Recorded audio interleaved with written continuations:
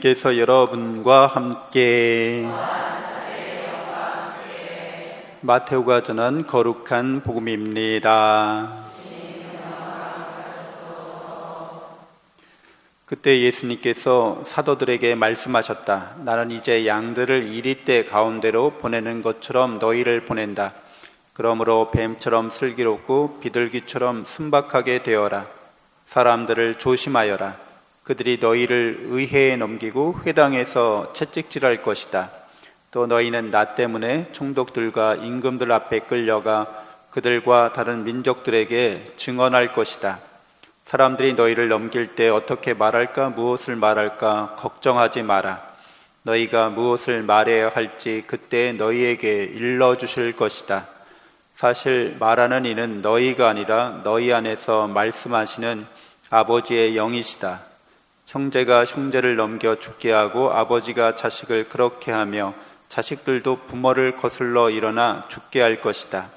그리고 너희는 내 이름 때문에 모든 사람에게 미움을 받을 것이다. 그러나 끝까지 견디는 이는 구원을 받을 것이다. 어떤 고을에서 너희를 박해하거든 다른 고을로 피하여라. 내가 진실로 너희에게 말한다. 너희가 이스라엘의 고을들을 다 돌기 전에 사람의 아들이 올 것이다. 주님의 말씀입니다.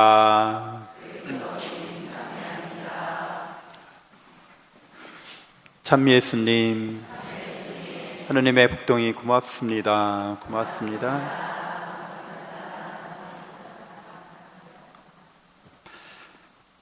네, 오늘 우리는 제1독서에서 요셉 이야기의 이제 마무리되는 국면을 이렇게 듣게 되었습니다.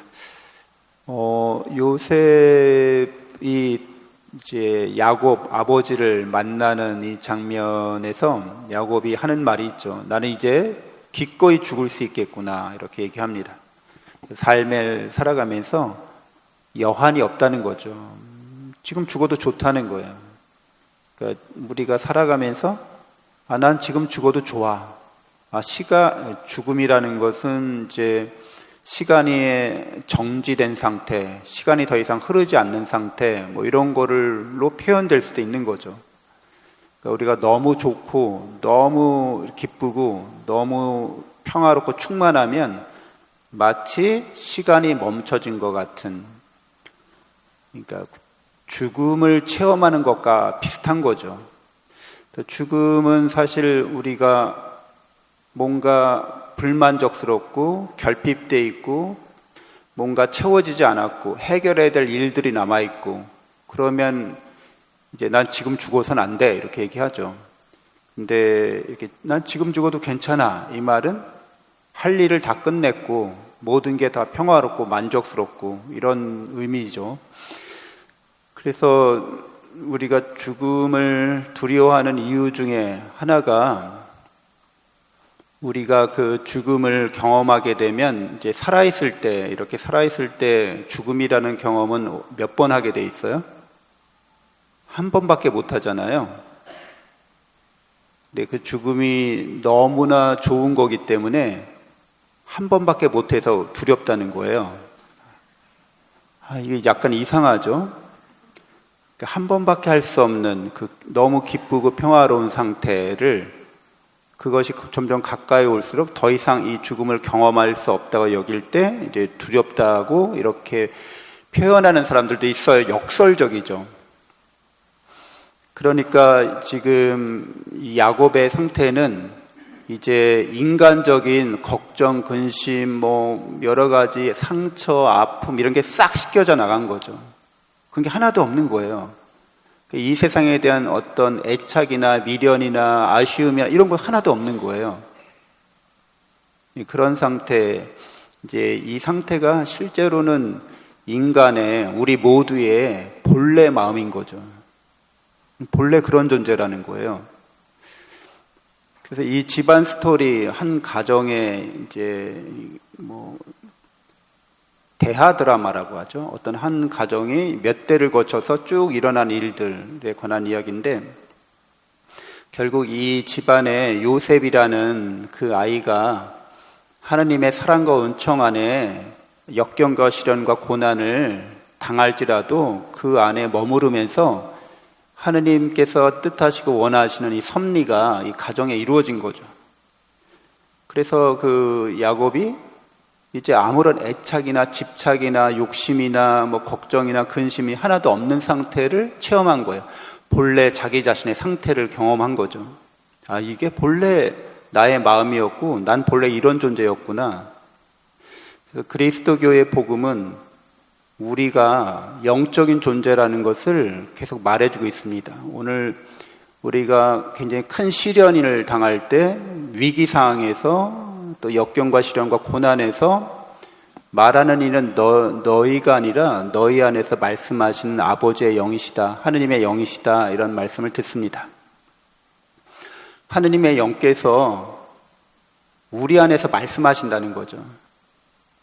그래서 이 하느님의 영께서 우리 안에서 말씀하신다는 것은 우리가 영적인 존재이기 때문에 성령과 나의 영이 잘 소통하고 있다는 거예요. 하느님을 닮은 자로서 하느님을 닮아가는 그러한 생각과 말과 행동을 하고 있다는 거죠. 그래서 따로 뭐 이렇게 인간적으로, 그러니까 이런 하느님의 거룩한 영이 나의 영에게 그 상황에 적절한 이런 모든 표현력을 주시는 거, 이거는 인간이 하느님의 영과 상관없이 자기 자신의 영적인 어떤 이런 태도나 자세가 아니라 자신의 이런 인간적이고 이 세상적인 노력을 통해서 하는 것과는 다른 거라고 말씀해 주시는 거예요. 그리스도교의 복음 말 그대로 기쁜 소식은 하느님께서 이렇게 섭리해 주신다는 거죠. 해피엔딩으로. 영원한 해피엔딩이 되게 해주신다는 거죠. 그래서 이 스토리들이 이렇게 전개되어 나가는데 지금 우리가 일독서에서 접하게 되는 이 야곱의 자녀들, 형제들에 관련된 이야기들의 이렇게 진행이 이제 고비마다 위기나 역경이나 시련이나 고난이나 이런 것들이 계속 점철되고 있죠. 근데 그 가운데서도 하느님은 악을 선으로 바꾸시는 섭리를 계속하고 계시다는 거죠. 그래서 우리들의 이 우리의 인생살이 이런 세상사들도 하느님께서 이렇게 섭리하고 있다는 믿음을 가진 사람, 또 하느님께 영적으로 연결된 사람들은 이 모든 것들이 야곱이 하듯이 저는 이제 죽어도 좋습니다. 그러니까 내가 이 세상 살면서 해야 될 일들, 하느님의 사랑과 은총을 체험하고 경험하는 일들 이렇게 하고 있습니다. 이렇게 고백드릴 수 있다는 거죠. 그래서 하느님께서는 우리 모두에게 이미 천국에서 이렇게 잔치를 벌이고 계시는 거죠.